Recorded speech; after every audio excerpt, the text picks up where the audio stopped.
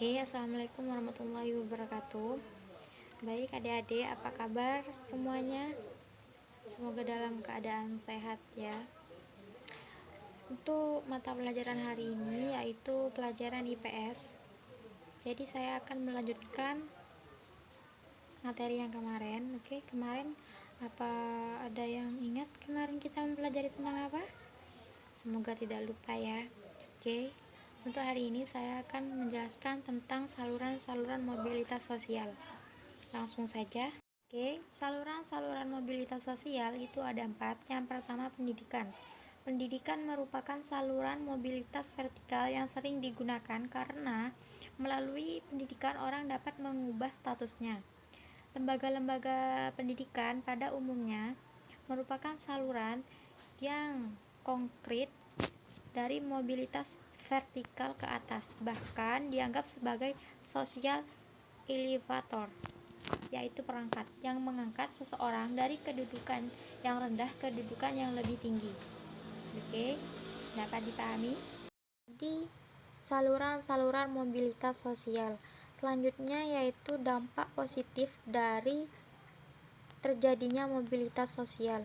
Yang pertama, mendorong seseorang untuk lebih maju. Terbukanya kesempatan untuk pindah dari strata ke strata yang lain menimbulkan motivasi yang tinggi pada diri seseorang untuk maju di berbagai bidang. Kalian dapat membedakan kondisi Indonesia sebelum dan sesudah kemerdekaan. Pada masa penjajahan, banyak rakyat kecil yang tidak memiliki cita-cita menjadi camat, bupati, atau gubernur. Hal ini karena tidak adanya kesempatan untuk itu. Bagaimana dengan sekarang? Banyak rakyat kecil kemudian berhasil menjadi pemimpin di berbagai bidang. Kedua, yaitu mempercepat tingkat perubahan sosial. Mobilitas sosial akan lebih mempercepat tingkat perubahan sosial masyarakat ke arah yang lebih baik. Contohnya, Indonesia sedang mengalami perubahan dari masyarakat agraris ke masyarakat industri. Perubahan ini akan lebih cepat terjadi jika didukung sumber daya manusia yang berkualitas. Hal itu berarti perlu peningkatan kualitas pendidikan.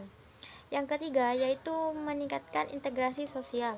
Terjadinya mobilitas sosial dalam suatu masyarakat dapat meningkatkan integrasi sosial.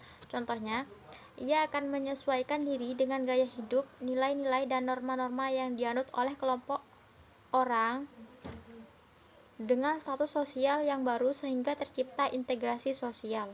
Terakhir, yaitu dampak negatif dari mobilitas sosial. Yang pertama, terjadinya konflik.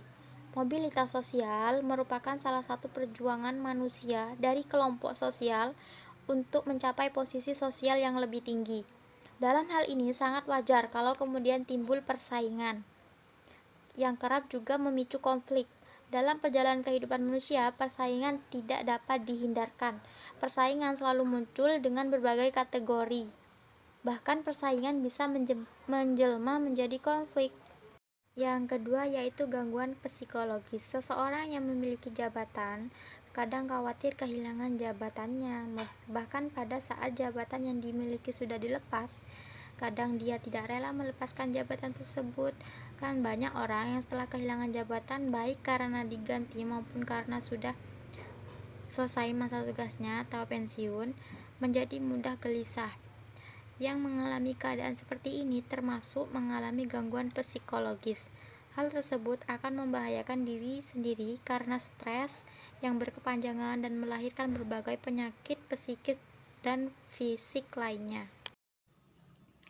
Jadi ini adalah contoh dari mobilitas sosial dari saluran pendidikan, yaitu seorang anak yang miskin dan dikucilkan oleh lingkungannya sendiri mendapatkan kesempatan untuk mengenyam pendidikan yang tinggi setelah lulus.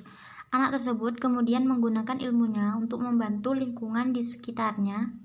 Lingkungan yang selama ini mengabaikannya pun kini lebih peduli dan menghormati anak tersebut setelah sang anak membantu lingkungannya. Jadi itu tadi contoh dari mobilitas sosial dari saluran pendidikan. Hari ini itu saja materi yang bisa saya sampaikan.